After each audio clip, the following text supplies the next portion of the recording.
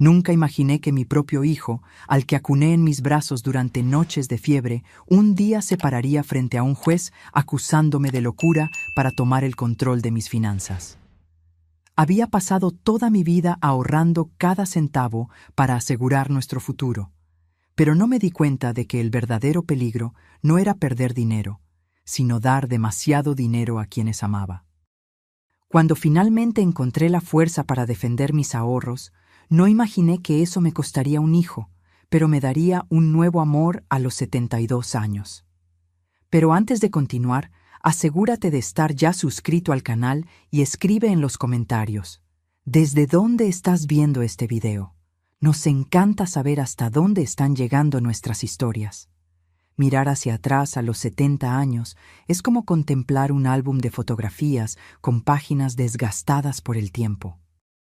Algunas imágenes permanecen nítidas y vibrantes, otras se han desvanecido, dejando solo los contornos de lo que una vez fueron.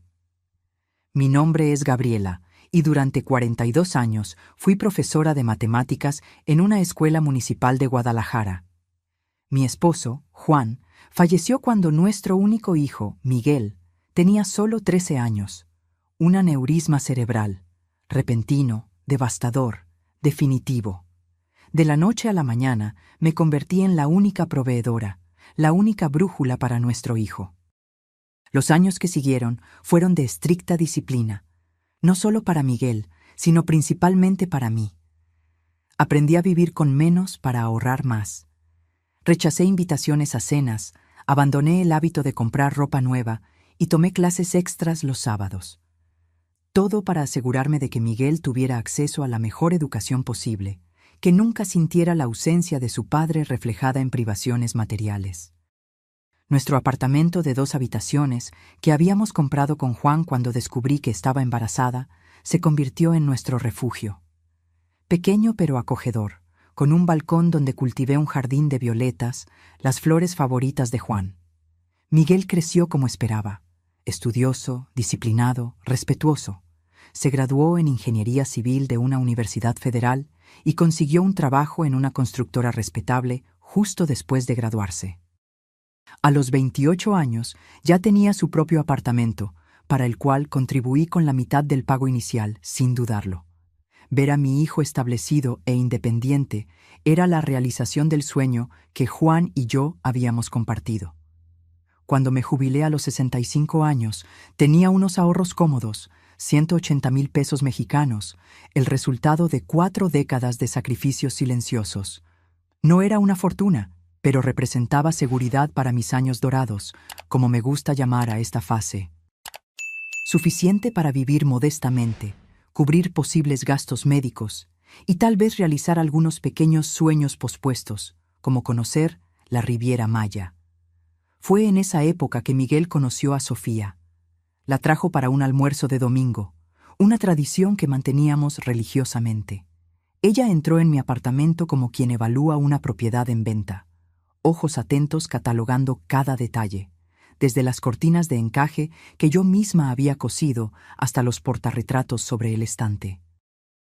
Cabello rubio impecablemente liso, uñas largas y rojas, tacones altos incluso para un almuerzo casual. Su sonrisa no le llegaba a los ojos. «Señora Gabriela, es un placer finalmente conocerla. Miguel habla mucho de usted», dijo, extendiéndome la mano con un apretón sorprendentemente firme.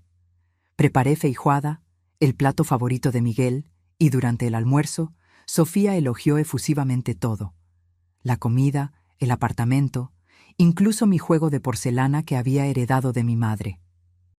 Miguel la observaba con una expresión que reconocí de inmediato: admiración ciega, el tipo de mirada que no ve más allá de la superficie. «Sofía trabaja en una boutique en el centro comercial Andares», comentó Miguel, orgulloso.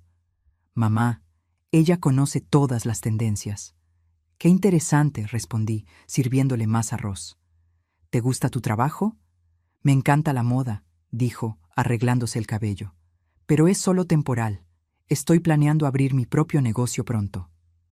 «¿Qué tipo de negocio?» «Una tienda de ropa exclusiva importada», respondió con prontitud. «Hay un mercado creciente para eso en Guadalajara.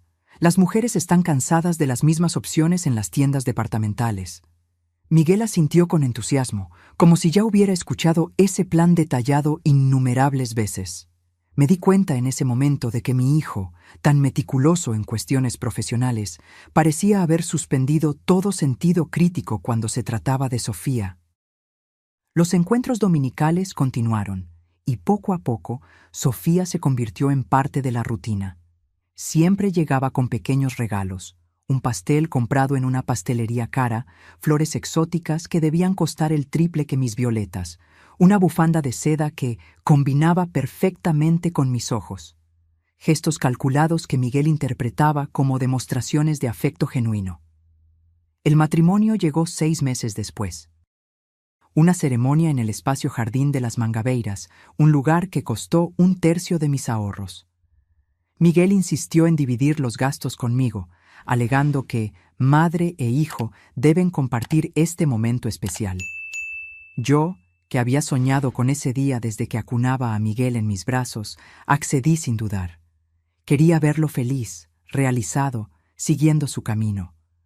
La primera solicitud de ayuda financiera llegó 2 meses después del matrimonio. Un domingo como cualquier otro, excepto por el hecho de que Miguel llegó solo, explicando que Sofía tenía migraña. «Mamá», comenzó, mientras tomábamos café en el balcón, entre mis violetas. «Estamos pensando en remodelar la cocina del apartamento. Nada muy extravagante, solo reemplazar los gabinetes y los electrodomésticos». «Qué bien, hijo. Cocina nueva para su nueva vida». «Sí», continuó, evitando mi mirada, solo que surgió un imprevisto en el trabajo. Un proyecto se pospuso, y mi bono también. De inmediato me di cuenta de a dónde iba esa conversación. «¿Necesitas un préstamo?», pregunté directamente. «No es exactamente un préstamo, mamá. Es más como una ayuda. 15,000 pesos.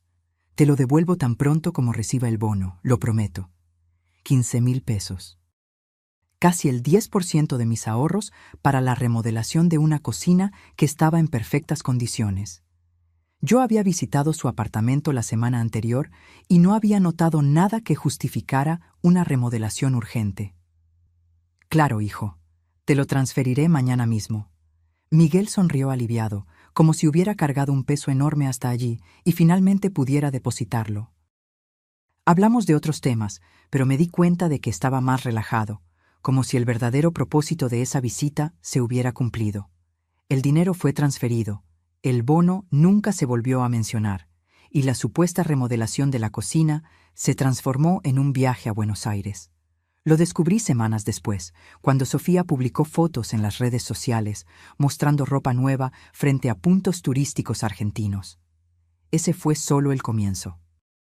Las solicitudes se volvieron regulares, siempre acompañadas de justificaciones elaboradas y promesas de devolución que nunca se concretaban. 5,000 para un curso de especialización que Miguel necesitaba hacer. 8,000 para reparaciones en el coche después de un supuesto accidente. 12,000 para ayudar con el pago inicial de un coche nuevo para Sofía, porque el viejo no era lo suficientemente seguro. En menos de un año, casi 60,000 pesos habían salido de mi cuenta. Yo, que había pasado 4 décadas ahorrando cada centavo, vi mis reservas disminuir sin que un solo centavo regresara. Aún así, no podía decir que no. Era mi hijo, mi único hijo. ¿Cómo negarle ayuda cuando decía necesitarla? Entonces, una tarde de mayo, recibí una llamada que lo cambiaría todo. «¿Señora Gabriela Oliveira?», preguntó una voz femenina al otro lado de la línea. «Sí, soy yo». «Hablamos del Banco Meridional. Estamos verificando una transacción inusual en su tarjeta de crédito». ¿Autorizó una compra de 8,500 pesos en la joyería Diamonds? Mi corazón se aceleró. No había hecho tal compra. Ni siquiera había visitado una joyería en los últimos años. «No», respondí con voz temblorosa. «No autoricé esa compra». «En ese caso, bloquearemos la transacción y su tarjeta. Deberá acudir a una sucursal para solicitar una nueva tarjeta». Cuando colgué el teléfono, mis manos temblaban. Solo había una explicación posible. Alguien había usado mi tarjeta sin mi autorización. Y esa persona solo podía ser Miguel o Sofía. Mi propia tarjeta, que le había prestado a Miguel 2 semanas antes para una emergencia en el trabajo. Una cena con clientes importantes que necesitaba pagar, pero su tarjeta estaba al límite. Era un miércoles, y tuve que esperar hasta el domingo para confrontarlos en persona. Esos fueron los días más largos de mi vida desde el fallecimiento de Juan. La sensación de traición era física, un peso constante en el pecho, un dolor que no cedía. No pude dormir bien, perdí el apetito y mis violetas se quedaron sin agua por primera vez en años. El domingo llegó, y con él Miguel y Sofía para el tradicional almuerzo. Ella llevaba un collar nuevo, de oro blanco con pequeños diamantes incrustados.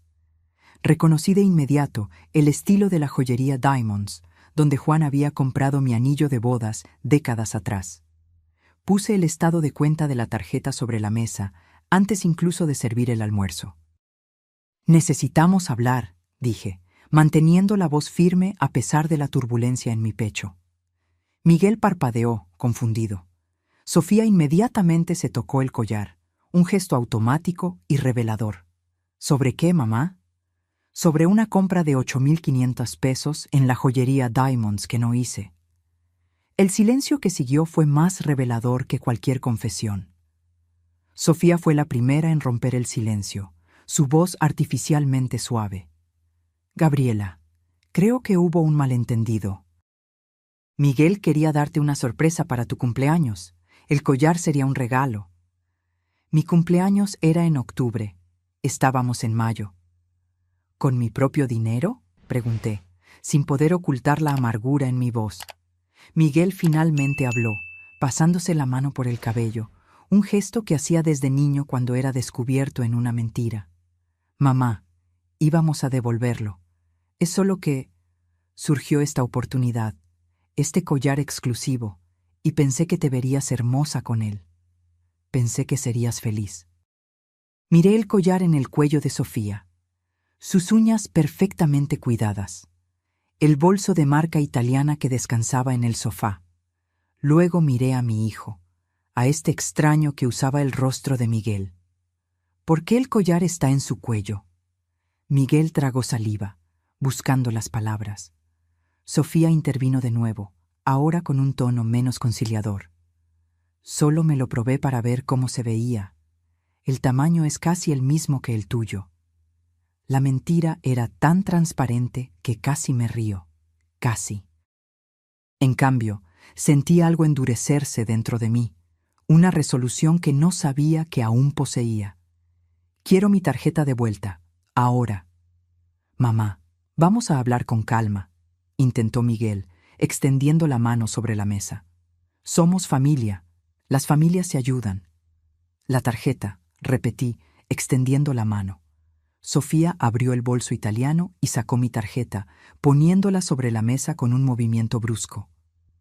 «Nunca pensé que serías tan mezquina», dijo, las palabras saliendo como veneno. «Después de todo lo que hicimos por ti». «¿Todo lo que ustedes hicieron por mí?», repetí incrédula. «¿Qué exactamente hicieron por mí, además de gastar mi dinero?». «Pasamos tiempo contigo», exclamó Sofía, como si eso fuera una generosidad extraordinaria. «Vinimos aquí todos los domingos, cuando podríamos estar viajando, saliendo con amigos, viviendo nuestras vidas». Miguel, que hasta entonces parecía incómodo con el rumbo de la conversación, de repente adoptó una postura defensiva. «Mamá, estás siendo injusta. Siempre hemos sido atentos, siempre te hemos cuidado». «¿Me cuidaron? ¿Usando mi tarjeta sin autorización?». «Fue un desliz», insistió. «Un error momentáneo. Íbamos a reponerlo». «Como repusieron los 15,000 de la remodelación de la cocina que se convirtieron en un viaje a Buenos Aires, o los 12,000 del coche que Sofía necesitaba con urgencia, o los 8,000 del supuesto accidente». Por la mirada de Miguel me di cuenta de que no esperaba que yo hubiera notado las mentiras. Quizás pensaba que yo era demasiado ingenua, demasiado distraída o simplemente demasiado desesperada por su presencia en mi vida para cuestionar sus historias. ¿Has estado rastreando nuestros gastos?, preguntó Sofía indignada. Eso es una invasión de la privacidad. Es mi dinero, respondí con calma. No es una invasión verificar a dónde va mi dinero. Miguel se levantó abruptamente, arrastrando la silla en el piso de madera. Creo que es mejor que nos vayamos. Claramente no estás en condiciones de tener una conversación racional. Esa frase, no estás en condiciones de tener una conversación racional, encendió una alarma en mi mente. Era exactamente el tipo de lenguaje que se usa para invalidar a las personas mayores, para sugerir que ya no están en pleno control de sus facultades. Estoy perfectamente racional, Miguel. Lo suficientemente racional para saber que me mintieron repetidamente para conseguir dinero. «Estás paranoica», declaró Sofía, tomando su bolso. «Miguel, te dije que esto iba a pasar. Tu mamá se está volviendo senil». Senil. La palabra flotó en la habitación como una amenaza velada. «Vámonos, amor», dijo Miguel, tomando el brazo de Sofía. En la puerta se dio la vuelta. «Cuando estés más calmada, podemos hablar. Te amamos, mamá, pero no podemos aceptar este tipo de acusación». La puerta se cerró y me quedé sola con mis pensamientos tumultuosos y la terrible sospecha de que aquello era solo el comienzo de algo peor. En los días siguientes no supe nada de ellos. El siguiente domingo vino y se fue sin el tradicional almuerzo. Llamé a Miguel el lunes, pero la llamada fue al buzón de voz. Envié mensajes que fueron leídos pero no respondidos. El silencio de ellos era más perturbador que cualquier confrontación. Decidí tomar medidas para proteger lo que quedaba de mis ahorros. Fui al banco y solicité estados de cuenta detallados de los últimos 18 meses. El gerente, un hombre de mediana edad que me conocía desde hace años, frunció el ceño al verificar mi cuenta. «Señora Gabriela, ¿sabe que hay 3 tarjetas adicionales vinculadas a su cuenta?» Mi estómago se encogió. ¿3 tarjetas? Yo solo solicité una. «Bueno, según nuestro sistema, usted autorizó la emisión de tarjetas adicionales para Miguel Oliveira y Sofía Oliveira. También hay una tercera tarjeta a nombre de, déjeme verificar, Jimena Morales». Jimena Morales. No conocía a nadie con ese nombre. «Nunca autoricé esas tarjetas», dije, mi voz temblando. «Nunca». El gerente adoptó una expresión grave. «En ese caso, señora Gabriela, necesitamos presentar una denuncia por fraude». Salí del banco sintiéndome simultáneamente engañada y determinada. Antes de presentar la denuncia, decidí confrontar a Miguel directamente. Fui a su apartamento sin avisar. Era media tarde de un martes y no esperaba encontrarlos en casa, pero necesitaba ver el lugar con mis propios ojos, entender cómo vivían mientras drenaban mis ahorros. Para mi sorpresa, Sofía atendió la puerta. Llevaba ropa deportiva cara y parecía haber llegado de hacer ejercicio. Su rostro mostró sorpresa al verme. «Gabriela, ¿qué haces aquí?» «Necesitamos hablar sobre las 3 tarjetas de crédito adicionales vinculadas a mi cuenta». Ella dudó por un segundo, luego abrió más la puerta. «Pasa. Miguel no está, pero podemos hablar». El apartamento se había transformado desde mi última visita. Muebles nuevos, un televisor gigantesco en la pared, obras de arte que nunca había visto. La cocina, que supuestamente necesitaba una remodelación, ahora ostentaba electrodomésticos de última generación y encimeras de mármol italiano. «¿Te gustó la remodelación?», preguntó Sofía, notando mi mirada. Había un desafío en su voz, como si dijera: «Sí, gastamos tu dinero en esto. ¿Y qué?». «¿Quién es Jimena Morales?», pregunté directamente. Sofía se sentó en el sofá de cuero blanco, cruzando las piernas. «Mi prima. Ella necesitaba ayuda temporal, y como siempre ha sido tan generosa». «¿Abriste una tarjeta de crédito a mi nombre para tu prima?». «Fue Miguel quien lo sugirió», respondió con prontitud, echando la culpa. «Dijo que no te importaría, ya que siempre quieres ayudar a la familia». «Familia». la palabra que usaban como un escudo, como una justificación para cualquier comportamiento depredador. Quiero todas las tarjetas ahora. Sofía se rió, un sonido frío que nunca antes le había escuchado. No las tengo todas aquí. Miguel se lleva la suya al trabajo y Jimena tiene la suya. Entonces, dame la tuya. No tengo obligación de hacerlo, respondió desafiante. Miguel es tu hijo. Las tarjetas están a su nombre. Están a mi nombre, corregí. Y el dinero es mío. Se levantó repentinamente irritada. ¿Sabes cuál es tu problema, Gabriela? Crees que el dinero guardado tiene algún valor. No lo tiene. El dinero es para ser usado, disfrutado. ¿Para qué pasaste toda tu vida ahorrando? ¿Para morir con una cuenta bancaria llena?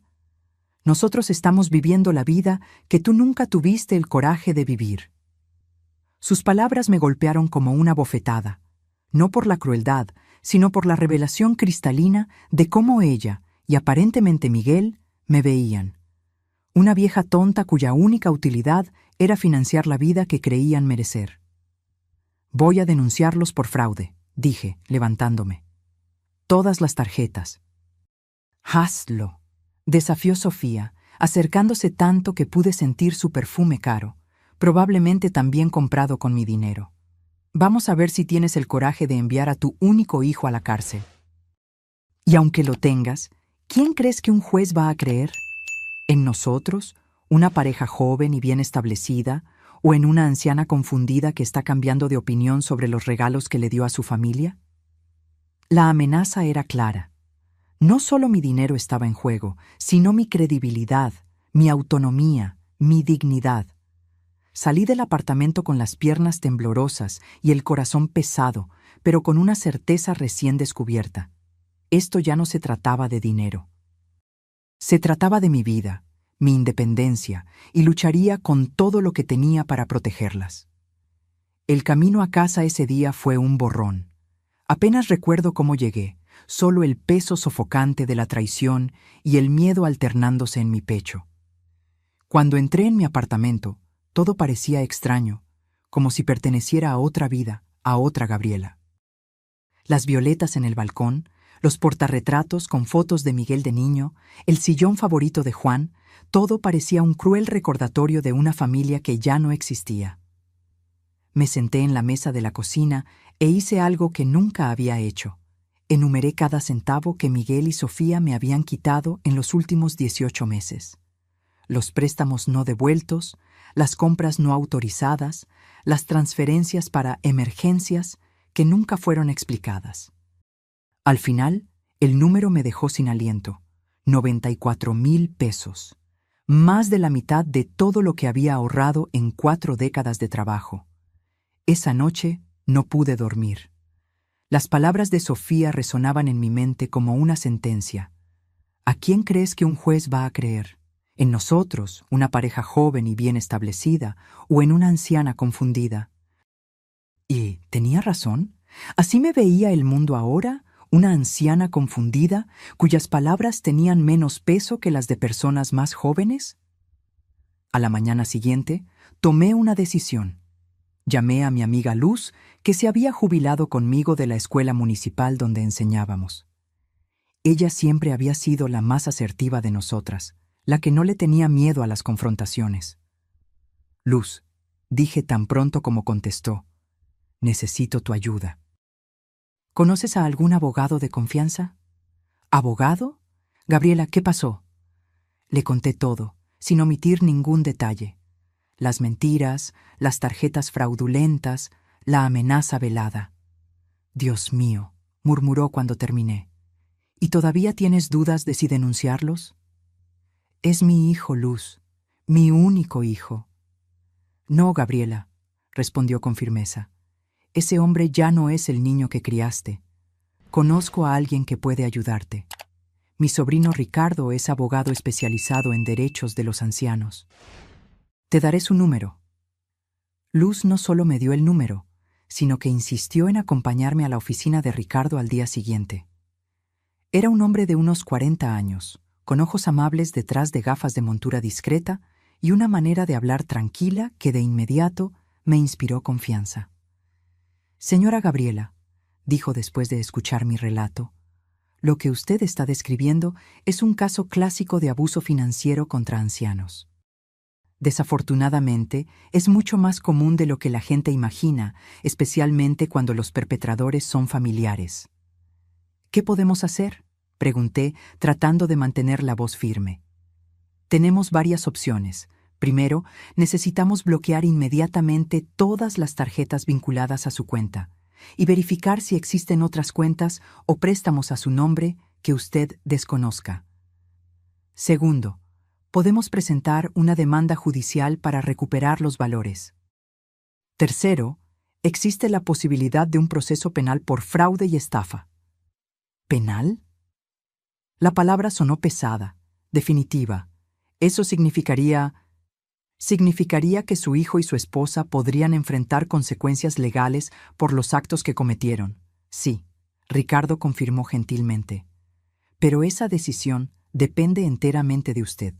Algunas personas prefieren simplemente recuperar el dinero y cortar lazos, sin involucrar el sistema penal.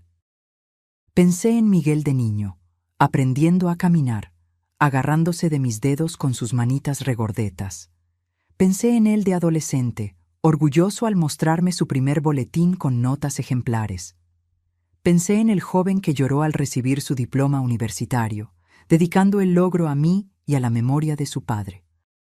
Luego pensé en el hombre que permitió que extraños abrieran tarjetas de crédito a mi nombre, que usó la memoria de nuestros lazos familiares para manipularme, que estaba dispuesto a hacerme parecer senil para seguir teniendo acceso a mi dinero. Solo quiero mi dinero de vuelta, decidí, y quiero que salgan de mi vida. Ricardo asintió, comprensivo. Nos centraremos en la recuperación de los valores entonces, pero debe estar preparada, no lo pondrán fácil. Las personas que cometen este tipo de abuso rara vez reconocen lo que hicieron. Probablemente intentarán voltearla contra usted de alguna manera. ¿Cómo así? Es una táctica común.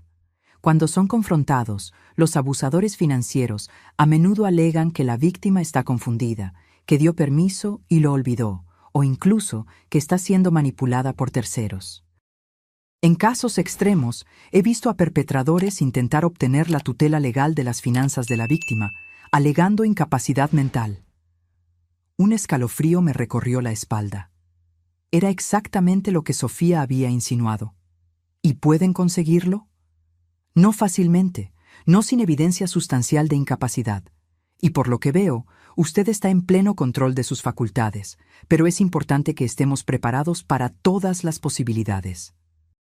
En los días siguientes, entré en un extraño estado de alerta permanente. Ricardo me ayudó a bloquear todas las tarjetas y cuentas, a verificar mi nombre en las agencias de crédito y a preparar la documentación para el proceso judicial. Luz prácticamente se mudó a mi apartamento, negándose a dejarme sola, especialmente después de que recibimos noticias de que Miguel había intentado hacer retiros de mi cuenta de ahorros, ahora protegida por nuevas contraseñas y limitaciones.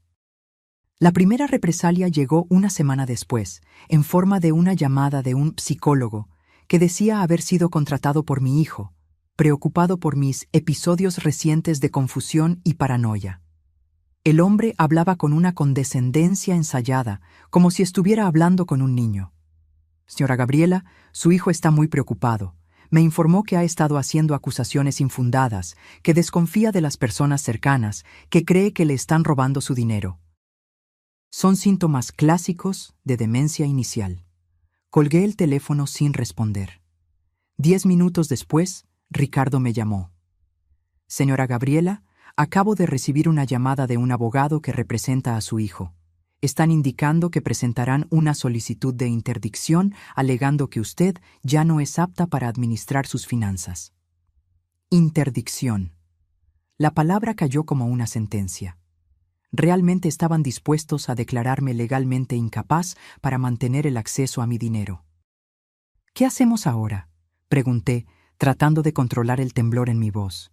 Ahora actuaremos de manera preventiva. Solicitaré evaluaciones médicas y neuropsicológicas independientes para certificar su plena capacidad. Documentaremos cuidadosamente todos los intentos de intimidación y aceleraremos nuestro proceso contra ellos. En las semanas siguientes pasé por una batería de exámenes. Neurólogos, psicólogos, geriatras, todos certificaron que estaba en perfecto control de mis facultades, sin ninguna señal de deterioro cognitivo que justificara cualquier tipo de intervención legal. Cada certificado, cada informe, era una pequeña victoria, una confirmación de lo que ya sabía. No había nada malo conmigo, aparte de la ingenua confianza que deposité en mi propio hijo. Mientras tanto, los ataques continuaban. Los vecinos me informaron que Miguel y Sofía habían pasado por el edificio, hablando con los residentes sobre mi estado mental preocupante. Una de las profesoras jubiladas que había trabajado conmigo recibió una llamada de ellos, pidiéndole que testificara sobre cambios de comportamiento que había notado en mí en los últimos años. La directora de la escuela donde había enseñado durante 40 años me llamó, preocupada. Gabriela, tu hijo estuvo aquí preguntando si ya mostrabas signos de confusión antes de jubilarte. Dijo que está preocupado por tu salud mental. ¿Qué está pasando? Tuve que explicarle todo, sintiendo la amargura de la humillación con cada palabra. La directora, indignada, aseguró que nadie de la escuela colaboraría con lo que llamó un intento descarado de difamación. La solicitud de interdicción se presentó formalmente 3 semanas después. Recibí la notificación oficial un jueves soleado de agosto, entregada por un oficial de justicia avergonzado. El documento, frío y burocrático, alegaba que yo mostraba signos claros de deterioro cognitivo, comportamiento errático, desconfianza patológica e incapacidad para administrar adecuadamente los recursos financieros. La solicitud citaba como evidencia mis acusaciones infundadas contra mi hijo y mi nuera, mi reciente obsesión con el dinero y relatos de terceros sobre cambios en mi comportamiento. Lo más impactante era el nombre que figuraba como solicitante principal. Miguel Oliveira, mi hijo, el niño que había criado sola, a quien había dedicado cada gota de mi sudor, cada minuto extra de trabajo, cada sacrificio silencioso. Ricardo reaccionó con eficiencia profesional, pero pude notar la indignación en sus ojos cuando vino a mi apartamento esa misma noche para discutir nuestra estrategia. Señora Gabriela, no se preocupe. Esta solicitud no tiene fundamento. Tenemos todos los informes médicos que certifican su plena capacidad mental. Lo que están intentando hacer es extremadamente serio y poco ético. De hecho, puede volverse en su contra. ¿Cómo así? Estamos acumulando evidencia sólida de que esta solicitud de interdicción es en realidad un intento deliberado de obtener control sobre sus recursos después de que usted les cortó el acceso. Esto configura mala fe procesal y puede resultar en consecuencias legales para su hijo y su esposa. Aún así, el miedo se instaló en mí como un parásito. ¿Y si el juez les creyera? ¿Y si perdía no solo mi dinero, sino mi autonomía? Yo, que había administrado una casa sola durante décadas, que había educado a un hijo, que había cuidado de clases de 40 alumnos durante años, ¿ser declarada incapaz de cuidar de mí misma? Los días previos a la audiencia fueron un torbellino. Luz prácticamente se mudó a mi apartamento, negándose a dejarme sola. Otras colegas jubiladas formaron una especie de red de protección a mi alrededor, turnándose en visitas, llamadas telefónicas, acompañándome en salidas necesarias. Era como si toda una comunidad silenciosa de mujeres mayores hubiera reconocido en esa situación algo familiar, algo que podría pasarle a cualquiera de ellas. Una tarde, mientras esperábamos la audiencia, recibí la visita de una exalumna que ahora trabajaba en el mismo banco donde yo tenía cuenta. Jimena había sido una niña tímida que floreció en las clases de matemáticas, descubriendo un talento que la llevó a estudiar contabilidad. Ahora era gerente de una sucursal en el centro de la ciudad.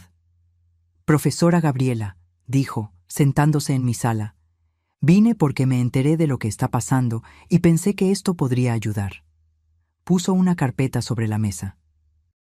Aquí hay copias de todas las transacciones realizadas con sus tarjetas en los últimos 2 años, incluyendo lugar, fecha, hora y, en algunos casos, incluso imágenes de las cámaras de seguridad de los establecimientos. Hojeé los documentos, sintiendo una mezcla de gratitud y horror. Allí estaba todo. Los retiros realizados a las 3 de la mañana en cajeros automáticos al otro lado de la ciudad. Compras simultáneas en diferentes tiendas, demostrando que más de una persona estaba usando mis tarjetas. Transacciones en restaurantes caros en días en que yo estaba comprobablemente en casa, atestiguado por registros de llamadas de mi teléfono fijo. Jimena, ¿cómo conseguiste esto? Digamos que tengo amigos en varios departamentos del banco, y todos ellos recuerdan a la profesora que nunca se rindió con ellos, incluso cuando reprobaban en matemáticas. Ella sonrió. Lo que su hijo está intentando hacer es incorrecto, profesora. No vamos a dejar que eso suceda. La audiencia fue programada para un martes de septiembre en el foro de la Barra Funda. Me puse mi mejor ropa, un conjunto azul marino que usaba para ocasiones especiales, y dejé que Luz me arreglara el cabello. Quería lucir exactamente como era, una mujer de 70 años perfectamente capaz, digna y autosuficiente. El tribunal estaba lleno de personas que no esperaba ver, excolegas de la escuela, antiguos vecinos, incluso algunos exalumnos que habían crecido y se habían convertido en adultos responsables. Todos vinieron a apoyarme, a testificar sobre mi lucidez, a formar una muralla humana contra el intento de despojarme de mi autonomía. Cuando Miguel entró, acompañado por Sofía y su abogado, la expresión de sorpresa en su rostro al ver la sala llena fue inigualable. Por un momento, nuestros ojos se encontraron y pensé ver un destello de vergüenza en su rostro antes de que desviara la mirada. Sofía, por otro lado, mantenía la barbilla en alto, desafiante, como si estuviera absolutamente convencida de su posición. La jueza, una mujer de mediana edad con ojos perspicaces y expresión neutra, analizó los documentos presentados por ambas partes antes de hablar. Estamos aquí para evaluar la solicitud de interdicción parcial de Gabriela Oliveira, de 70 años, presentada por su hijo Miguel Oliveira, quien alega incapacidad progresiva de la demandada para administrar sus bienes y recursos financieros. Luego se dirigió directamente a mí. Señora Oliveira, ¿comprende el propósito de esta audiencia? Perfectamente, su señoría, respondí, manteniendo la voz firme a pesar de la aceleración de mi corazón. Mi hijo está intentando declararme incapaz de gestionar mi propio dinero porque bloqueé su acceso a mi cuenta después de descubrir que él y su esposa habían estado usando mis tarjetas sin mi autorización. La jueza asintió y se volvió hacia Miguel. Señor Oliveira, ¿qué lo motivó a solicitar la interdicción de su madre? Miguel miró rápidamente a su abogado antes de responder, con la voz entrenada para sonar preocupada. Su señoría, mi madre ha mostrado comportamientos preocupantes en los últimos meses. Confusión, paranoia, acusaciones infundadas contra familiares. Ella cree que le estamos robando su dinero, cuando en realidad siempre hemos utilizado los recursos con su pleno conocimiento y autorización. ¿Y usted autorizó a su hijo y a su nuera a usar sus tarjetas de crédito?, me preguntó la jueza. Autorice préstamos específicos, con valores y propósitos definidos que nunca fueron pagados. Nunca autoricé el uso irrestricto de mis tarjetas, y mucho menos la apertura de tarjetas adicionales a mi nombre. Fue entonces cuando Ricardo presentó la carpeta con los documentos proporcionados por Jimena. La jueza examinó las pruebas cuidadosamente. Los estados de cuenta detallados, las compras simultáneas en lugares diferentes, los retiros nocturnos, las transacciones realizadas mientras yo estaba comprobablemente en otro lugar. Señor Oliveira, dijo finalmente, ¿cómo explica estas transacciones simultáneas en lugares diferentes? ¿O estos retiros realizados a las 3 de la mañana en cajeros automáticos al otro lado de la ciudad, cuando su madre estaba comprobablemente en casa? Miguel palideció. Su abogado intentó intervenir, alegando que los documentos no habían sido obtenidos a través de los canales apropiados, pero la jueza lo interrumpió. La cuestión aquí no es la admisibilidad de estas pruebas en un proceso penal, sino si existe fundamento para declarar a la señora Oliveira incapaz. Y lo que estoy viendo sugiere fuertemente que no solo está perfectamente lúcida, sino que está siendo víctima de abuso financiero. La audiencia continuó con los testimonios de médicos y especialistas que me habían evaluado, todos certificando mi plena capacidad mental. Excolegas e incluso antiguos alumnos testificaron sobre mi lucidez, mi competencia como profesora, mi capacidad de gestión. El momento decisivo llegó cuando la jueza solicitó que yo demostrara mi conocimiento sobre mi propia situación financiera. Señora Oliveira, ¿podría detallar su situación financiera actual? ¿Sus recursos, gastos mensuales, planes para el futuro? Respondí con precisión, enumerando el valor exacto de mi jubilación, mis ahorros, antes y después de los retiros no autorizados, mis gastos mensuales en alimentación, salud, mantenimiento del apartamento, impuestos. Expliqué cómo había planeado mis finanzas para garantizar la independencia en la vejez, cómo había creado un fondo de emergencia para gastos médicos imprevistos, cómo administraba mis recursos para vivir cómodamente dentro de mis posibilidades. Mientras hablaba, me di cuenta de que la expresión de la jueza se suavizaba. No era lástima, era respeto. Al final de mi testimonio, asintió levemente. Señora Oliveira, el tribunal está convencido de su plena capacidad para gestionar su vida y sus finanzas. La solicitud de interdicción es denegada. Luego se volvió hacia Miguel, con una expresión ahora severa. Señor Oliveira, considero esta solicitud no solo infundada, sino potencialmente maliciosa. Hay evidencia sustancial que sugiere que usted y su esposa pueden haber cometido fraudes financieros contra su madre. Recomiendo encarecidamente que busquen una resolución para la cuestión de los valores apropiados indebidamente, ya que el tribunal enviará estas pruebas al Ministerio Público para que evalúe la pertinencia de una acción penal. Cuando salimos de la sala, sentí una extraña mezcla de alivio y tristeza. Había ganado. Mi autonomía estaba preservada, pero a un costo devastador. La relación con mi hijo, que había nutrido durante 40 años, estaba irremediablemente destruida. Lo miré una última vez antes de salir del tribunal, buscando algún rastro del niño que un día acuné en mis brazos, pero solo encontré la mirada dura de un extraño. Las victorias judiciales rara vez traen la satisfacción que imaginamos. Mientras amigos y partidarios me felicitaban en los escalones del tribunal, solo sentía un vacío creciente donde antes existía la certeza de un amor incondicional. La jueza había confirmado mi cordura, mi capacidad, mis derechos, pero nada podía restaurar la confianza rota o borrar la imagen de mi hijo, intentando declararme incapaz para tener acceso a mi dinero. En los días siguientes, intenté volver a la normalidad. Regué mis violetas, corregí pruebas de refuerzo que todavía daba a algunos alumnos los martes y jueves por la tarde.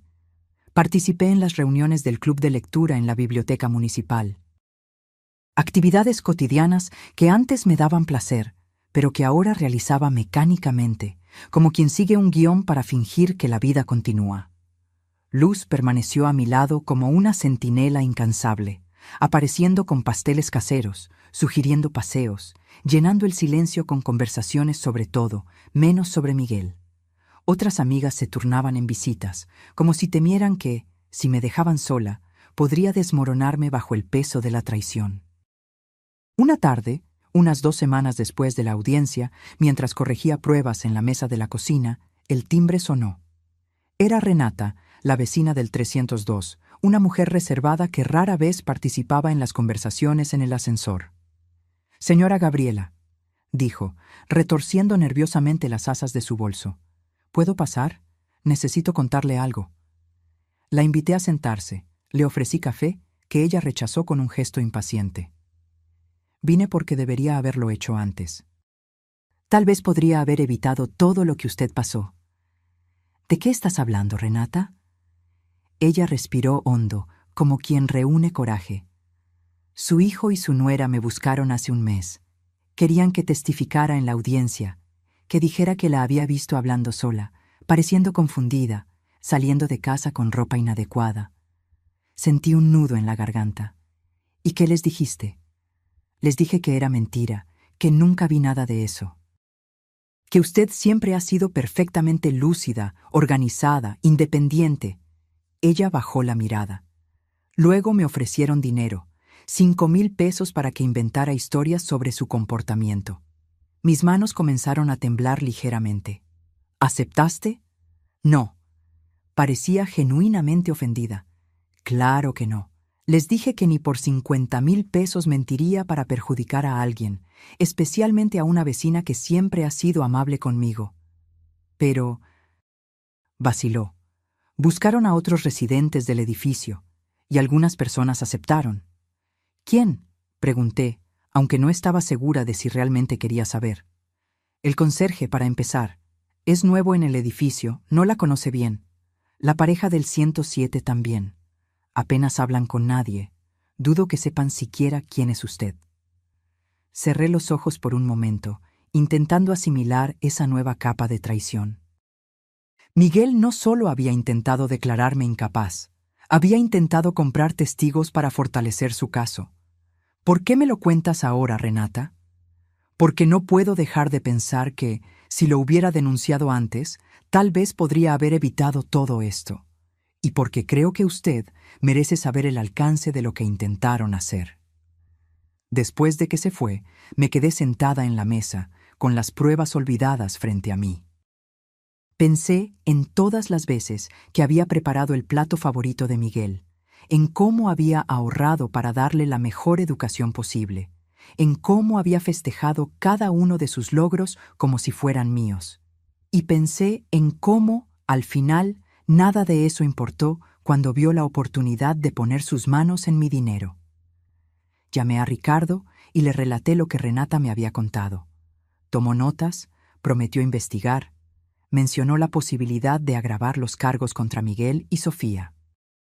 Palabras técnicas, procedimientos legales, todo sonando distante, incapaz de tocar la herida real. ¿Qué es lo que realmente quiere, señora Gabriela?, me preguntó finalmente, su voz suavizándose. ¿Quiere llevar esto hasta las últimas consecuencias legales? ¿Solo quiere recuperar su dinero? ¿O quiere intentar algún tipo de reconciliación? La pregunta me tomó desprevenida. ¿Qué quería? ¿El castigo de ellos? ¿Mi dinero de vuelta? ¿O simplemente a mi hijo, no al hombre en que se había convertido, sino al niño que había sido? Quiero que termine, respondí finalmente. Quiero poder seguir adelante sin mirar constantemente por encima del hombro, temiendo el próximo ataque. Quiero mi dinero de vuelta, pero más que eso, quiero paz. Ricardo asintió, comprensivo. Propondremos un acuerdo entonces. Ellos devuelven todo lo que tomaron indebidamente, firman un documento comprometiéndose a nunca más intentar acceder a sus finanzas y a cambio no continuaremos con los cargos penales. ¿Aceptarán? Probablemente. La alternativa sería enfrentar un proceso penal con pruebas sustanciales en su contra. Incluso un abogado inexperto recomendaría aceptar el acuerdo. El acuerdo fue propuesto, y como Ricardo había previsto, fue rápidamente aceptado. Miguel y Sofía se comprometieron a devolver los 94,000 pesos en cuotas mensuales a lo largo de 3 años, con intereses. Firmaron documentos legales renunciando a cualquier reclamo sobre mis finanzas y acordaron mantener distancia, sin contacto directo, a menos que yo lo iniciara. En pocos meses, mi vida financiera comenzó a estabilizarse. Las cuotas llegaban puntualmente, aunque sospechaba que esto se debía más al miedo a las consecuencias legales que a cualquier sentido de responsabilidad. Mi apartamento había sido equipado con nuevas cerraduras y un sistema de seguridad, cortesía de exalumnos que ahora trabajaban en una empresa de tecnología. Mis cuentas bancarias estaban protegidas por nuevos protocolos de seguridad que Jimena me había ayudado a implementar. Externamente, todo parecía resuelto, organizado, controlado. Pero internamente, luchaba con un luto profundo y confuso. El luto por alguien que aún estaba vivo, pero que había muerto para mí en todos los sentidos que importaban. En las noches solitarias, hurgaba en cajas de fotografías antiguas, trazando con los dedos el contorno del rostro de Miguel de niño, intentando entender en qué momento había perdido a ese niño. ¿Había sido mi culpa? ¿Fui excesivamente indulgente o demasiado estricta? ¿Había transmitido inconscientemente algún mensaje de que el dinero era más importante que los principios? Una tarde, mientras regaba mis violetas en el balcón, noté que una de ellas, la más antigua, que había sido un regalo de Juan, se estaba muriendo. Las hojas, antes vibrantes, estaban marchitas y amarillentas. Examiné la tierra, verificando si estaba demasiado seca o empapada.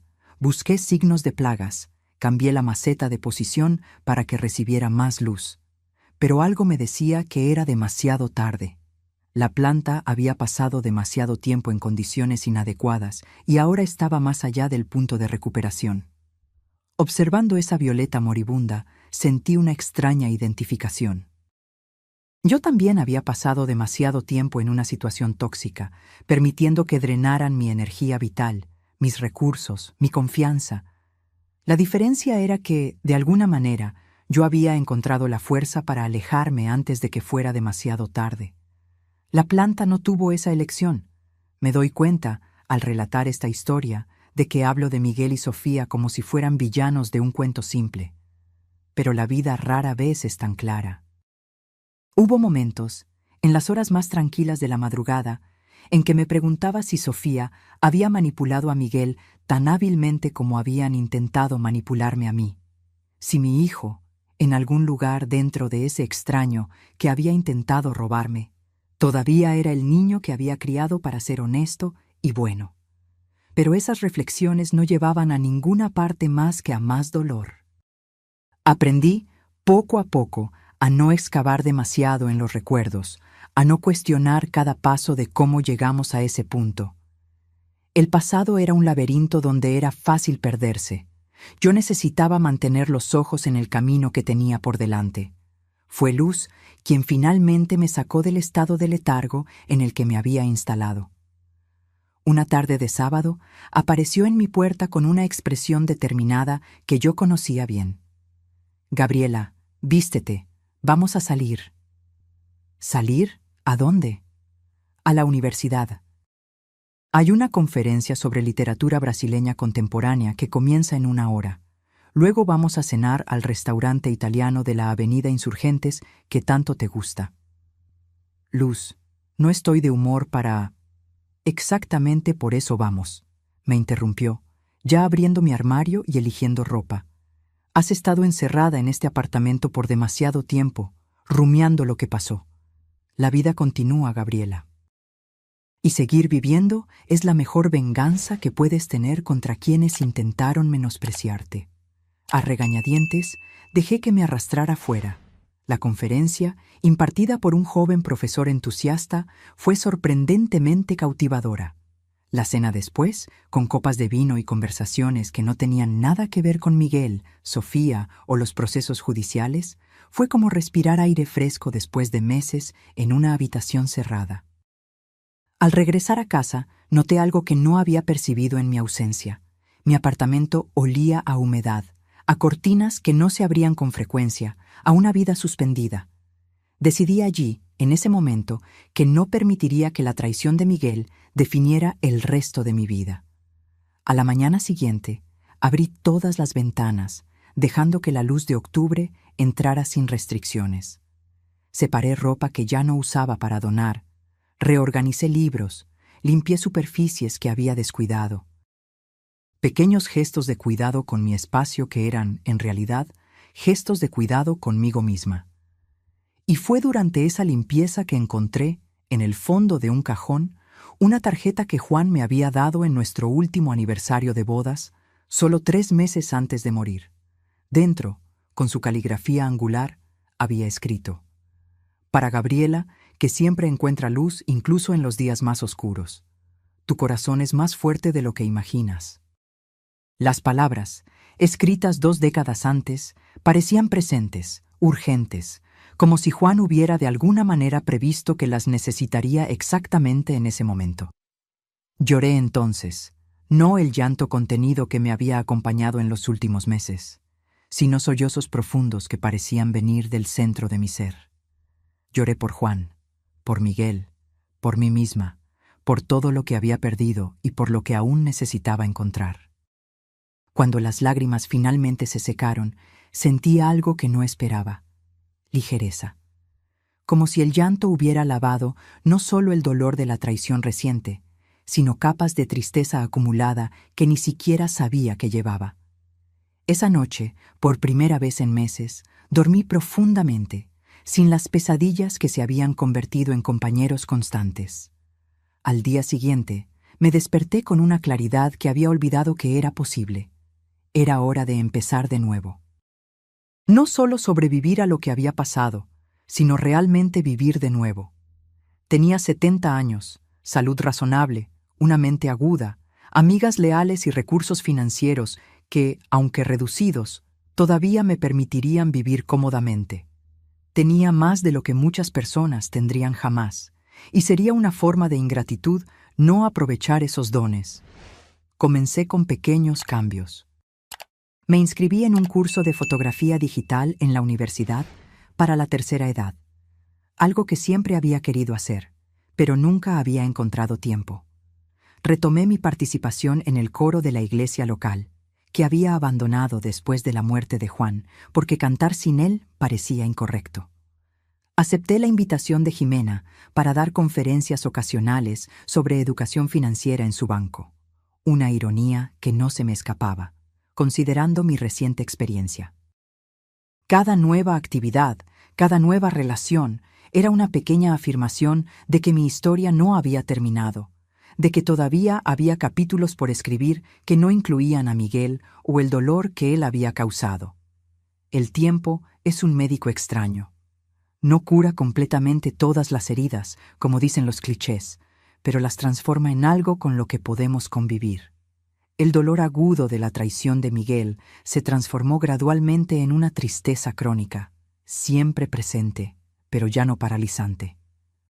Una parte de mí todavía se sobresaltaba cuando sonaba el teléfono, temiendo que fuera él con alguna nueva exigencia o amenaza. Otra parte esperaba en secreto que él llamara para pedir perdón, para decir que había entendido la gravedad de lo que había hecho. Ninguna de esas llamadas llegó. Las cuotas del acuerdo continuaron llegando puntualmente a mi cuenta, transferencias bancarias frías e impersonales que eran el único vestigio restante de que un día tuvimos una relación. A veces me preguntaba cómo Miguel se explicaba a sí mismo esos pagos mensuales. ¿Serían, en su mente distorsionada, una forma de extorsión de la que era víctima? ¿O había momentos de claridad en los que reconocía el mal que había causado? Esas preguntas sin respuesta fueron perdiendo importancia a medida que mi vida se llenaba de nuevas experiencias. El curso de fotografía resultó ser una pasión inesperada. Descubrí que tenía ojo para las composiciones, para capturar momentos que otros no notaban. Comencé a documentar mi barrio, los rostros de los comerciantes locales, los cambios sutiles en las estaciones, vistos a través de las mismas ventanas, día tras día. Las conferencias sobre educación financiera en el banco de Jimena evolucionaron hacia un programa más estructurado. Finanzas para la tercera edad, lo llamamos. Compartía principios básicos de economía, presupuesto del hogar, planificación para la jubilación, pero también advertía sobre los signos de abuso financiero familiar, usando mi propia experiencia, sin nombres, como caso de estudio. Cuando alguien que amas comienza a hablar de nuestro dinero al referirse a tu dinero, presta atención, les decía a los participantes, en su mayoría mujeres de entre 60 y 70 años. Cuando se solicitan préstamos para emergencias que nunca se explican por completo, cuando las promesas de pago se hacen y se rompen repetidamente, cuando comienzas a sentirte culpable por cuestionar a dónde va tu dinero, esas son alertas que no se pueden ignorar. Las miradas de reconocimiento en muchos rostros me decían que mi historia no era única. La vergüenza y el silencio que rodean el abuso financiero contra ancianos especialmente cuando es perpetrado por familiares, crean la ilusión de casos aislados, cuando en realidad es una epidemia silenciosa. Fue después de una de esas conferencias, casi un año después del juicio, que conocí a Gabriel. Era un señor de 74 años, viudo desde hace 5, que había asistido a mi presentación con especial atención. Cuando la sesión de preguntas terminó, esperó a que todos se dispersaran antes de acercarse. Su conferencia me conmovió profundamente, dijo, extendiendo la mano. Gabriel Mendonça. Gabriela Oliveira, respondí, notando sus ojos marrones amables y la forma tranquila en que hablaba. Me alegra que haya sido útil. Más que útil, reveladora. Él dudó por un momento. Pasé por algo muy similar con mi hijo menor. No llegué al punto de un proceso judicial, pero casi. Había una comprensión en sus ojos que me desarmó, el conocimiento compartido de un dolor específico que pocos podrían entender por completo. Es difícil hablar de eso, observé. La vergüenza. La vergüenza es lo que nos mantiene aislados, completó. Y el aislamiento es lo que permite que el abuso continúe. Acepté su invitación para un café. Hablamos durante horas, no solo sobre nuestras dolorosas experiencias con los hijos, sino sobre libros, música, lugares que habíamos visitado, sueños que todavía teníamos. Gabriel había sido profesor universitario de historia, era un apasionado del jazz, cocinaba el mejor risotto de champiñones de la Ciudad de México, según él mismo, y tenía un perro anciano llamado Kafka. ¿Por el escritor?, pregunté. En realidad, porque de cachorro, se quedaba mirando las paredes como si vieran algo incomprensible y ligeramente amenazador. Respondió riendo. Parecía apropiado. Al final de esa tarde, intercambiamos números de teléfono con la vaga promesa de mantenernos en contacto. No pensé mucho en eso después. Los encuentros casuales ocurren y rara vez llevan a algo significativo, especialmente a nuestra edad. Para mi sorpresa, Gabriel llamó al día siguiente, invitándome a un concierto de jazz en el Cesc Pompeia el fin de semana. Acepté, más por curiosidad que por cualquier otra cosa.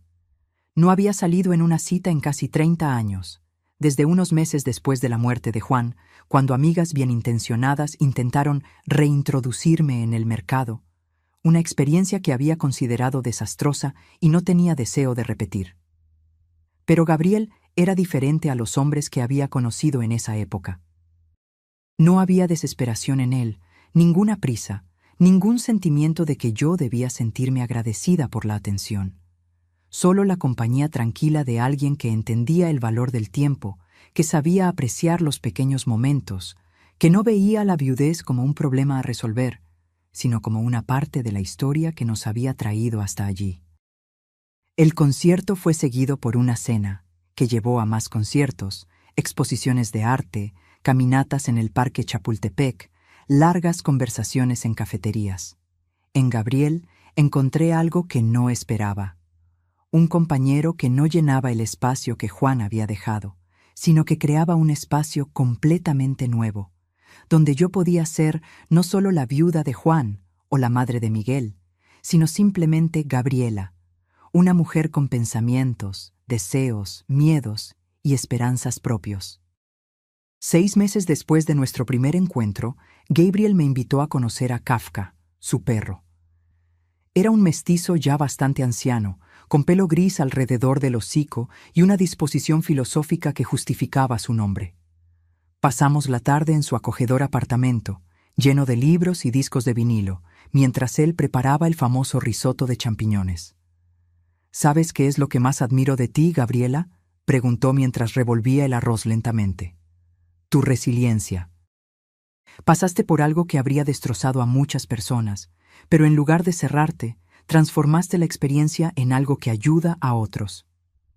No siempre fue así, admití, mirando la copa de vino que me había servido.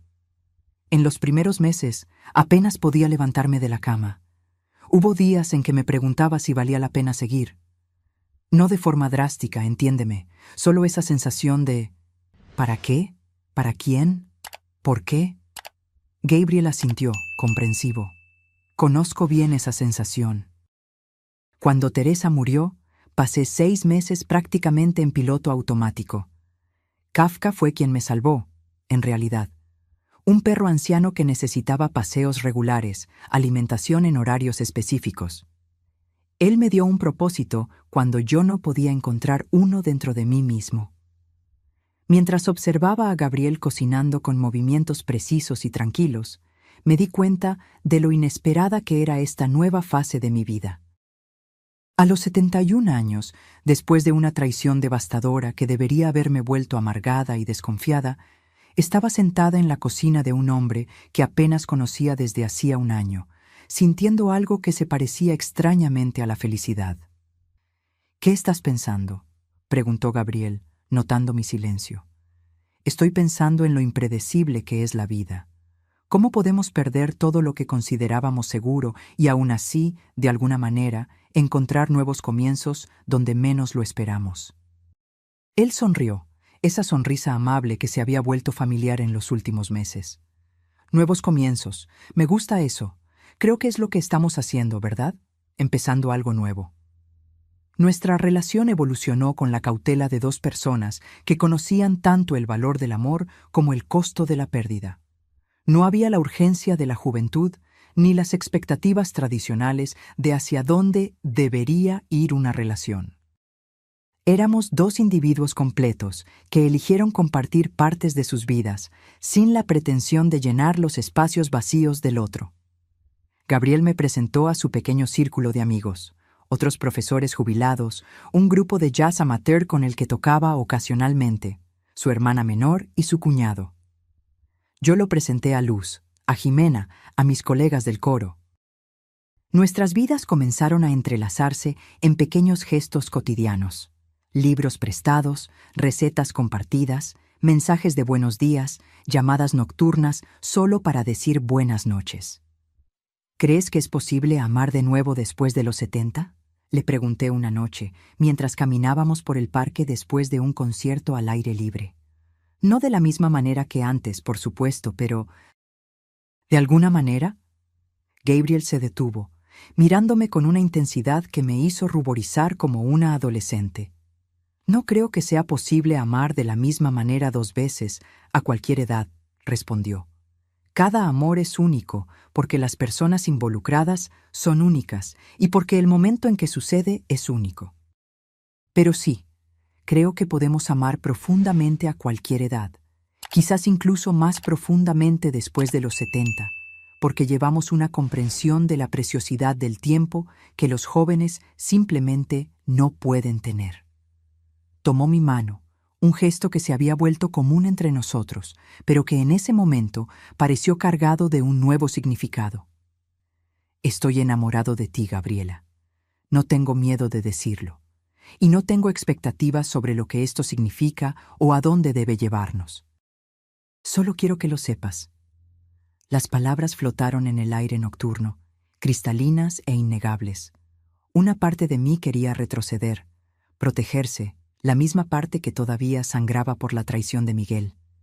Pero otra parte, una parte que pensé que había muerto hace mucho tiempo, respondió con una certeza que me sorprendió. «También estoy enamorada de ti, Gabriel», respondí, las palabras saliendo más fácilmente de lo que esperaba. «Y eso me asusta un poco». «¿Qué te asusta?» «Volver a confiar. Creer que algo bueno puede durar. Después de lo que pasó con Miguel». «No soy tu hijo», dijo con gentileza, «y tú no eres mi hija. Somos adultos que han vivido vidas completas, con errores y aciertos, pérdidas y ganancias. Llegamos a este punto cargando nuestras cicatrices, pero también nuestra sabiduría. No necesitamos repetir los errores del pasado». Tenía razón, por supuesto. El miedo que sentía no era realmente sobre Gabriel, sino sobre mi propia capacidad de juicio. Había confiado en Miguel por completo, había creído que lo conocía mejor que cualquier persona en el mundo y aún así me había traicionado de la manera más dolorosa posible. ¿Cómo podría confiar en mí misma para evaluar correctamente el carácter de otra persona? Pero me di cuenta, mirando a Gabriel bajo la luz suave de las farolas del parque, que el riesgo de volver a confiar era menor que el costo garantizado de nunca más permitirme sentir. Vivir encerrada en una fortaleza de desconfianza no era realmente vivir. No sé qué nos depara el futuro, dije finalmente, pero estoy dispuesta a descubrirlo, un día a la vez. Gabriel sonrió, y en ese momento parecía más joven que sus 74 años. Se inclinó y me besó. Nuestro primer beso, suave y lleno de promesa, como el primer capítulo de un libro que ambos estábamos ansiosos por seguir leyendo. Nuestra relación floreció en los meses siguientes, desarrollando su propio ritmo y rutinas. Alternábamos los fines de semana entre su apartamento y el mío. Descubrimos restaurantes favoritos, películas que ambos disfrutábamos, compositores que escuchábamos repetidamente. Tuvimos nuestras primeras pequeñas discusiones sobre política, sobre la mejor manera de preparar café, sobre si valía la pena levantarse temprano para ver el amanecer. Yo creía que sí, él prefería dormir. Aprendimos a aceptar nuestras diferencias sin intentar cambiarnos el uno al otro. En muchos aspectos, era una relación más madura y equilibrada que cualquier otra que hubiera experimentado, incluso con Juan, que había sido un buen esposo, pero producto de una generación donde los roles de género eran más rígidos. Con Gabriel había una asociación genuina, un dar y recibir constante, un respeto profundo por la individualidad del otro. Un año después de nuestro primer encuentro, Gabriel me sorprendió con una propuesta inesperada. «He estado pensando», dijo mientras cenábamos en su apartamento, con Kafka durmiendo pacíficamente a nuestros pies. Ambos vivimos solos. Ambos tenemos apartamentos más grandes de lo que necesitamos. Tiene sentido económico, ecológico y emocional que consideremos vivir juntos. La sugerencia me tomó desprevenida. ¿Vivir juntos a los 72 años? Parecía una decisión juvenil, casi impulsiva, y sin embargo tenía un perfecto sentido práctico. ¿Me estás pidiendo que vivamos juntos?, pregunté, queriendo asegurarme de que estábamos en la misma página. Sí, confirmó. No tiene que ser permanente si no te sientes cómoda. Podemos hacer una prueba de 3 meses. Si no funciona, cada uno vuelve a su apartamento, sin resentimientos. ¿Dónde viviríamos? ¿En tu apartamento o en el mío? En ninguno de los dos en realidad. Parecía un poco nervioso. Estaba pensando que podríamos buscar un lugar nuevo, algo que fuera nuestro, no mío o tuyo. Un nuevo comienzo. La idea era aterradora y liberadora al mismo tiempo. Abandonar el apartamento donde había vivido con Juan, donde había criado a Miguel, donde cada habitación tenía recuerdos, algunos dulces, otros dolorosos. Empezar en un espacio nuevo, sin fantasmas, sin historias preexistentes. Creo que me gustaría eso, respondí finalmente. Un nuevo comienzo en un lugar nuevo. Pero tengo una condición. ¿Cuál? Mis violetas vienen conmigo, todas ellas. Gabriel se rió, aliviado. Tus violetas, mis discos de vinilo y Kafka, los esenciales. En las semanas siguientes, visitamos varios apartamentos, buscando el lugar adecuado. Queríamos algo en la planta baja o con un ascensor confiable, considerando nuestras edades. Necesitábamos espacio para mis plantas, para los libros de Gabriel, para un pequeño piano que había heredado de su madre. Queríamos un barrio tranquilo, pero no aislado, con servicios esenciales cerca. Finalmente, lo encontramos.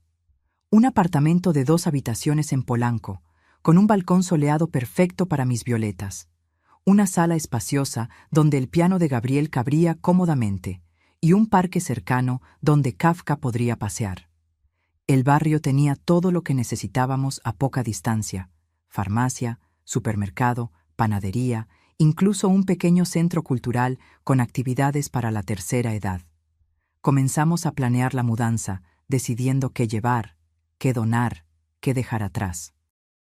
Era un ejercicio de desapego y al mismo tiempo de redefinición. Cada objeto que elegíamos conservar tenía un significado. Cada artículo que decidíamos dejar atrás representaba una liberación. Fue durante ese proceso de organización que encontré, en el fondo de un cajón, el último regalo que le había dado a Miguel antes de que todo se desmoronara. Un reloj que había pertenecido a Juan, que había mandado a restaurar para el 40º cumpleaños de mi hijo. Sostuve el reloj en mis manos, sintiendo su peso, escuchando el tic-tac constante que marcaba el paso del tiempo, tiempo que no regresaba, que seguía adelante independientemente de nuestras pérdidas y ganancias. «¿Qué vas a hacer con eso?», preguntó Gabriel con suavidad, notando el objeto en mis manos y la expresión en mi rostro. Por un momento consideré guardarlo, un último vínculo material con el hijo que había perdido. Pero luego me di cuenta de que no necesitaba el reloj para recordar a Miguel, ni los buenos momentos que habíamos compartido antes de que todo saliera mal. Esos recuerdos estaban dentro de mí, no en objetos.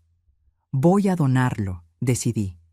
«Alguien podrá usarlo y apreciarlo más que yo». Gabriel asintió, comprendiendo el significado de ese pequeño gesto. No era solo un reloj lo que estaba dejando atrás, sino una parte del luto que había cargado por demasiado tiempo. La mudanza ocurrió un martes de abril, casi 2 años después de la audiencia en el tribunal que había puesto fin oficialmente a mi relación con Miguel. Los amigos vinieron a ayudar. Luz supervisando a los cargadores con la eficiencia de un general, Jimena organizando documentos importantes, exalumnos cargando cajas de libros y transportando delicadamente mis violetas. Cuando el último coche fue descargado y los últimos ayudantes se despidieron, Gabriel y yo nos quedamos solos en nuestro nuevo hogar, un espacio lleno de cajas y muebles en posiciones temporales, pero que ya palpitaba con posibilidades. «Bienvenida a nuestro nuevo comienzo», dijo Gabriel, abrazándome por los hombros mientras observábamos la sala desordenada. «Nuestro nuevo comienzo», repetí, saboreando las palabras. ¿Quién diría que a los 72 años estaría comenzando una nueva vida? «¿Quién dijo que hay una edad para empezar de nuevo?», respondió, besando mi frente. «Mientras haya un mañana, hay posibilidad de un nuevo comienzo». Esa noche dormimos en nuestro nuevo dormitorio, en una cama improvisada, exhaustos por la mudanza pero extrañamente energizados. A través de la ventana podíamos ver un cielo estrellado que parecía prometer días mejores. Me dormí pensando en cómo la vida se mueve en ciclos inesperados. Cómo podemos perder todo y aún así encontrar nuevos tesoros. Cómo podemos ser heridos profundamente y aún así descubrir la capacidad de amar de nuevo. Cómo podemos ser traicionados por aquellos en quienes más confiamos y aún así aprender a confiar de nuevo. La traición de Miguel había sido la herida más profunda de mi vida, pero paradójicamente también había sido el catalizador que me empujó hacia esta nueva existencia. Una existencia que, a los 72 años, parecía más rica en posibilidades de lo que jamás podría haber imaginado. Las estaciones se sucedieron, y con ellas nuestra vida en común desarrolló sus propios ritmos. El apartamento en Polanco, inicialmente solo un espacio con potencial, se transformó verdaderamente en nuestro hogar. El balcón se convirtió en un pequeño jardín urbano, con mis violetas floreciendo junto a hierbas aromáticas que Gabriel cultivaba para sus experimentos culinarios. La sala de estar, con el piano restaurado ocupando un lugar destacado, se convirtió en nuestro santuario. Él tocando suavemente piezas de jazz mientras yo leía u organizaba fotografías recientes. Establecimos nuevas tradiciones: desayuno prolongado los domingos con música clásica de fondo, noches de cine en casa los viernes con películas antiguas que ambos amábamos, una cena mensual con amigos cercanos donde cada uno traía un plato y compartíamos historias hasta tarde. Nuestra rutina de pareja se desarrolló de forma natural, sin las fricciones que a menudo acompañan a las parejas más jóvenes.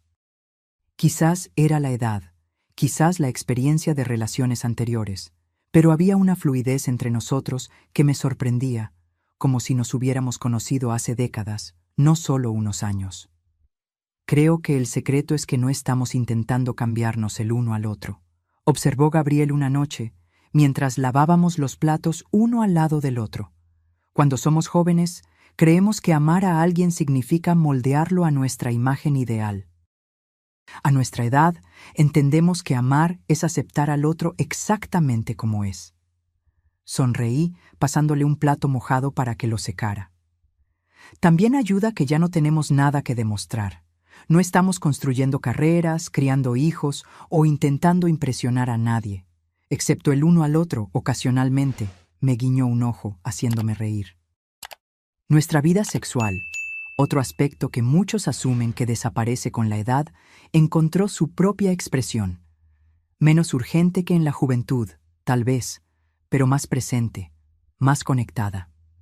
Había una intimidad profunda en conocer y ser conocida por alguien que comprendía las limitaciones y las bellezas de un cuerpo más viejo, que no esperaba la perfección, que encontraba erotismo en la vulnerabilidad compartida.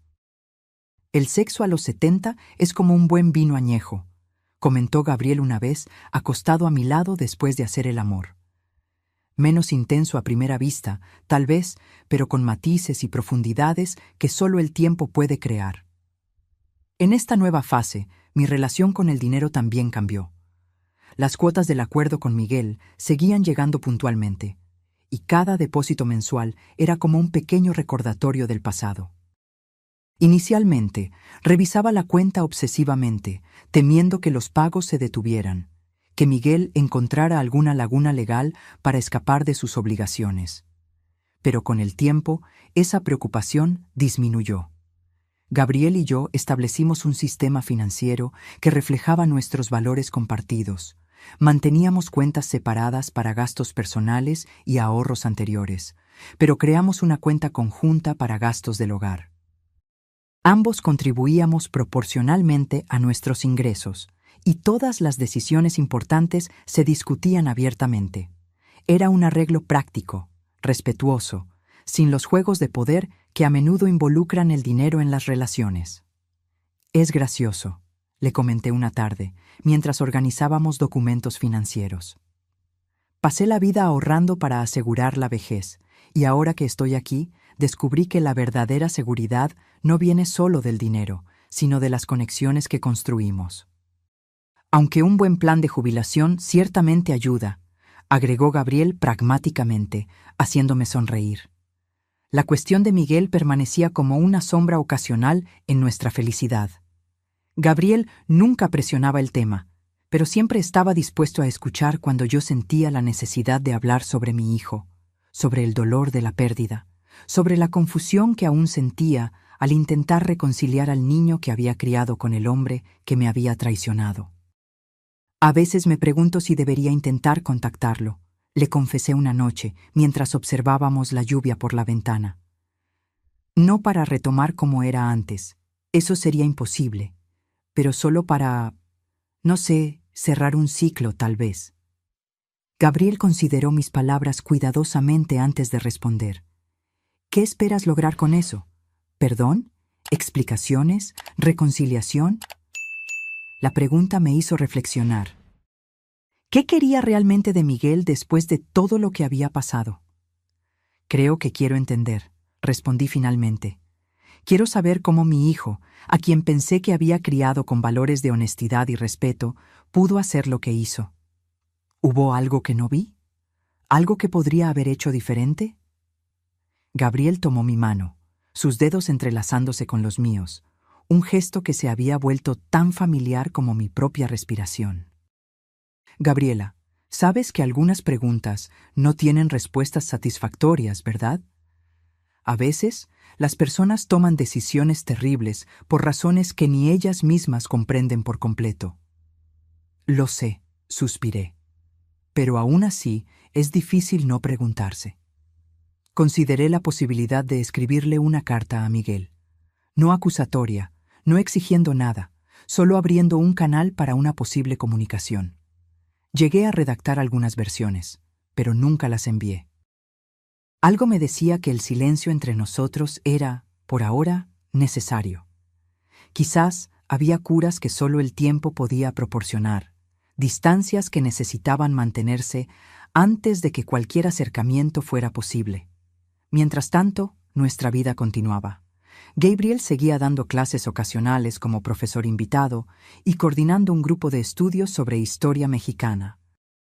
Yo expandía mi programa de educación financiera para ancianos, ahora incluyendo talleres específicos sobre protección contra fraudes y abusos financieros. Juntos, comenzamos a planear pequeños viajes. Primero, escapadas de fin de semana a ciudades históricas cercanas, luego, planes más ambiciosos para conocer la Riviera Maya, un sueño que había pospuesto durante décadas. No vamos a dejar que la edad nos limite, insistía Gabriel mientras estudiábamos mapas y itinerarios. Podemos ir más despacio, necesitar más pausas, pero aún podemos explorar, todavía podemos maravillarnos. Nuestro primer gran viaje juntos fue a Tulum y sus alrededores. Gabriel, con su formación en historia, transformaba cada paseo en una lección fascinante sobre la colonización, las influencias culturales, las luchas sociales que habían moldeado esa región. Yo, con mi nuevo interés en la fotografía, documentaba todo: la arquitectura colonial, los mercados coloridos, las playas deslumbrantes, los rostros arrugados de pescadores locales que contaban historias del mar. Una tarde particularmente mágica, sentados en una playa desierta viendo la puesta de sol, Gabriel tomó mi mano y dijo algo que quedaría para siempre grabado en mi memoria. ¿Sabes qué es lo que más amo de nosotros dos, Gabriela? Que no estamos solo sobreviviendo a la vejez, estamos prosperando en ella. Estamos creando una vida que es rica y significativa, no a pesar de nuestra edad, sino a causa de ella. Sus palabras capturaban exactamente lo que yo sentía.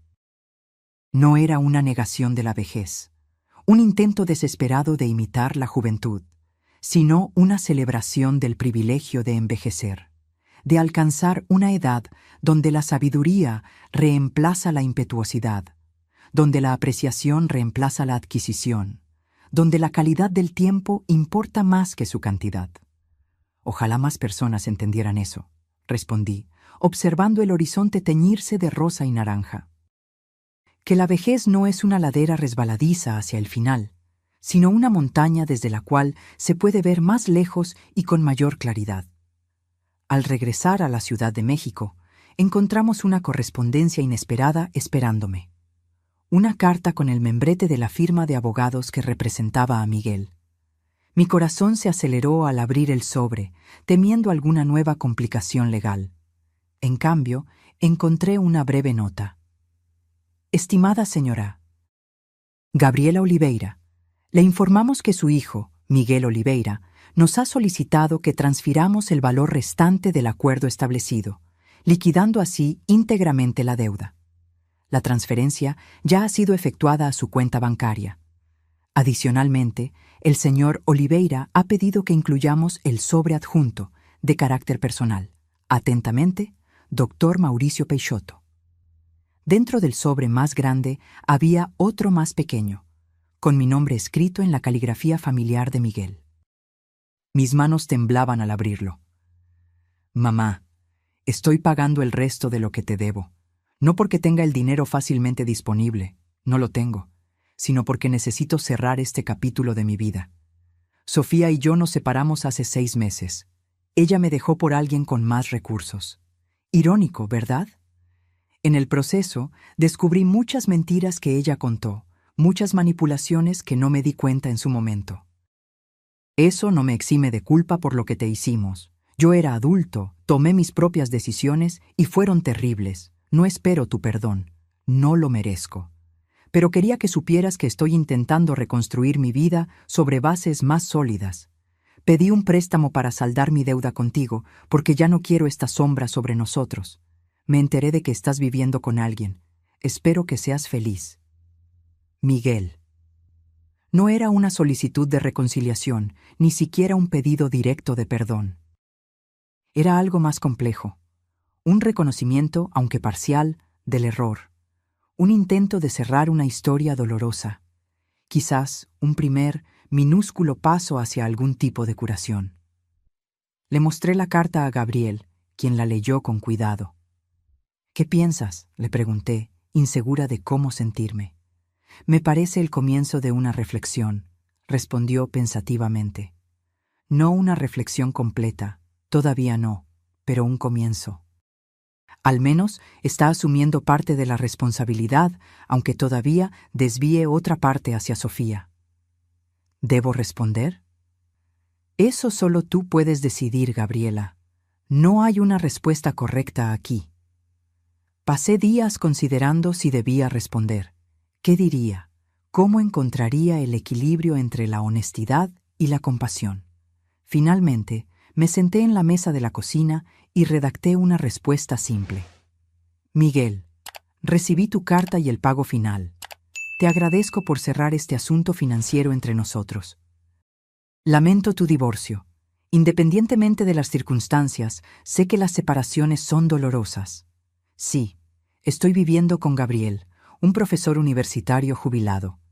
Encontré una felicidad que no esperaba en esta etapa de la vida. Tienes razón en buscar reconstruir tu vida sobre bases más sólidas. Todos cometemos errores, algunos más graves que otros. Lo importante es aprender de ellos. Si un día sientes que estás listo para una conversación honesta, sin resentimientos, mi puerta estará abierta. Sin prisa, sin presión. Gabriela. Deliberadamente firmé, Gabriela. No, mamá. No porque hubiera dejado de ser su madre, sino porque cualquier reconstrucción de nuestra relación necesitaría comenzar desde un lugar nuevo, más equilibrado, donde yo no fuera solo un recurso a explotar, sino una persona completa, con límites y dignidad. Envié la carta sin grandes expectativas. Era una semilla plantada en suelo incierto, que podría germinar en algún momento futuro o permanecer inactiva para siempre. De cualquier manera, sentí una ligereza después de depositarla en el correo, como si hubiera liberado algo que todavía tenía dentro de mí, algún último hilo invisible de esperanza o dolor que necesitaba ser cortado para que pudiera avanzar por completo. No es un cierre, le expliqué a Gabriel esa noche, mientras compartíamos una copa de vino en el balcón. Es más como dejar una puerta entreabierta. Él puede elegir cruzarla o no, pero la decisión ahora es de él. Gabriel asintió, comprensivo como siempre. ¿Y estás en paz con eso? ¿Con cualquier decisión que él tome? Reflexioné sobre la pregunta, sintiendo el vino calentar mi garganta y el aire nocturno refrescar mi rostro. Estoy en paz conmigo misma, respondí finalmente. Con mis elecciones, con mi camino, y eso es lo que importa al final. Él sonrió, tocando su copa con la mía en un brindis silencioso a la verdad de esas palabras. En los meses siguientes, mantuve un contacto ocasional con Miguel. Correos electrónicos, algunas llamadas, un segundo encuentro cuando vino a la Ciudad de México nuevamente.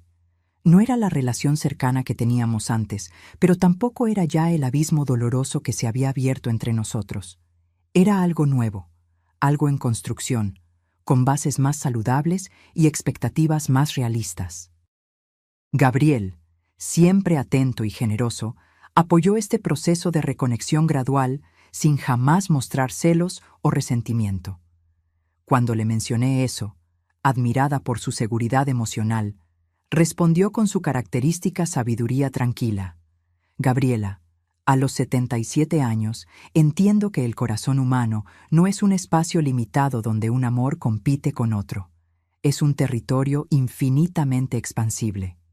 Tu vínculo con Miguel, sea cual sea la forma que finalmente adopte, no disminuye en absoluto lo que tenemos. De hecho, si eso trae más paz a tu corazón, solo enriquecerá nuestra vida juntos. Y él tenía razón. A medida que la vieja herida comenzaba a sanar de verdad, sentí una expansión en mi capacidad de estar presente, de apreciar plenamente la vida que construíamos juntos. En nuestro 4º aniversario de convivencia, Gabriel me sorprendió con un regalo inesperado. Un pequeño cachorro, una mezcla de varias razas rescatado de un refugio. No es un sustituto de Kafka, explicó mientras el cachorro exploraba nuestro apartamento con entusiasmo torpe. Pero pensé que nuestro hogar podría beneficiarse de una nueva energía. Además, cuidar de otro ser vivo nos mantiene comprometidos con el futuro. Bautizamos al perro como Chico, inspirados por el ángel mensajero, un nombre que parecía apropiado para un ser que había entrado en nuestras vidas trayendo alegría renovada.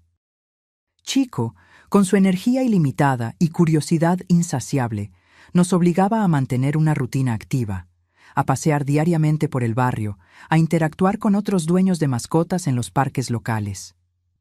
«Él nos está manteniendo jóvenes», observaba Gabriel con frecuencia, mientras Chico lo arrastraba con entusiasmo por la acera durante nuestros paseos matutinos. A medida que nos acercábamos a los 80 años, Gabriel y yo comenzamos a discutir el futuro del Proyecto Violeta. Estaba claro que nuestra energía y capacidad para gestionarlo diariamente eran limitadas, pero queríamos asegurarnos de que el trabajo continuara. «Necesitamos institucionalizar el proyecto», sugirió Gabriel, «transformarlo en algo que no dependa solo de nosotros». Con la ayuda de Ricardo, que todavía nos asistía en asuntos legales, transformamos el Proyecto Violeta en una organización sin fines de lucro oficialmente registrada. Establecimos una junta directiva compuesta por profesionales más jóvenes comprometidos con la causa, incluyendo a Jimena, mi exalumna que ahora ocupaba un cargo de gerencia senior en su banco. En una ceremonia emotiva, le pasé oficialmente la presidencia del proyecto a Jimena, manteniendo para mí y para Gabriel posiciones consultivas en la junta. «Este no es un final, sino una evolución», declaré en mi pequeño discurso durante la ceremonia. El trabajo de proteger a los ancianos contra los abusos financieros es más grande que cualquier individuo. Solo estamos pasando el testigo a manos capaces de llevar esta visión adelante. La transición fue agridulce, el reconocimiento inevitable de nuestras limitaciones físicas, pero también la celebración del legado que estábamos dejando, algo que continuaría beneficiando a otros mucho después de que ya no estuviéramos aquí. Una tarde tranquila, unas semanas después de la ceremonia, Gabriel y yo estábamos sentados en nuestro balcón, con Chico dormido a nuestros pies, observando la puesta de sol teñir el cielo de la Ciudad de México con tonos de naranja y rosa. Mis violetas florecían abundantemente en las macetas cuidadosamente dispuestas, incluyendo esa planta especial, la más antigua, que se había recuperado de forma tan sorprendente años atrás. «¿En qué estás pensando?», preguntó Gabriel, notando mi silencio contemplativo. «Estoy pensando en lo impredecible que es la vida», respondí, un eco de una conversación que habíamos tenido años antes. En cómo, a los 78 años, después de perder a mi esposo, de ser traicionada por mi hijo, de casi perder todo lo que había construido, encontré una nueva forma de felicidad que jamás podría haber imaginado. Gabriel tomó mi mano, sus dedos entrelazados con los míos, un gesto tan familiar ahora que parecía una extensión natural de mí misma. ¿Sabes lo que aprendí de ti, Gabriela? Que la resiliencia no se trata solo de sobrevivir a las tormentas de la vida, sino de seguir bailando bajo la lluvia. Sonreí, recostándome en su hombro mientras observábamos el último rayo de sol desaparecer en el horizonte. En toda mi vida de profesora, nunca había encontrado una definición tan perfecta para lo que habíamos construido juntos. No solo una supervivencia estoica frente a las adversidades, sino una celebración terca y deliberada de la vida, con todas sus complejidades, dolores y bellezas inesperadas. La traición de Miguel había sido la herida más profunda de mi vida, el momento en que todo lo que creía sobre la familia y la confianza había sido violentamente cuestionado. Pero paradójicamente, también había sido el catalizador para esta nueva existencia. Una vida donde finalmente me pertenecía por completo, donde había encontrado un amor maduro basado en el respeto mutuo, donde había creado algo significativo para ayudar a otros que enfrentaban situaciones similares. Las luces de la ciudad comenzaron a encenderse a nuestro alrededor, salpicando la creciente oscuridad con pequeñas constelaciones artificiales. Chico se despertó, se estiró largamente y vino a apoyar su cabeza en mi regazo, pidiendo caricias. «Estoy agradecida», dije finalmente, las palabras simples pero cargadas de significado. ¿Por qué específicamente?, preguntó Gabriel, su voz suave en el crepúsculo. Por todo, por lo que se perdió y por lo que se encontró, por las heridas que me obligaron a crecer y por las alegrías que llegaron cuando menos las esperaba. Por ti, por nosotros, por esta vida que construimos de las cenizas de otras vidas. Gabriel besó mi frente con gentileza, su toque comunicando más de lo que las palabras jamás podrían. Y esa vida continúa, respondió simplemente. Mañana y después y aún después. Mientras estemos aquí, seguimos bailando. Y así lo hacíamos, dos ancianos enamorados bailando lentamente en el balcón bajo las estrellas, con un perro curioso circulando alrededor de nuestros pies y violetas testificando silenciosamente nuestra improvisada celebración de la vida. Una vida que, contra todo pronóstico, había vuelto a florecer cuando todo parecía perdido. Ahora, si te gustó esta historia, haz clic en este próximo video que está apareciendo en la pantalla porque en él hay un giro que nunca antes has visto. No olvides suscribirte al canal y dejar tu comentario diciendo qué te pareció mi experiencia. Tu opinión es muy importante para mí.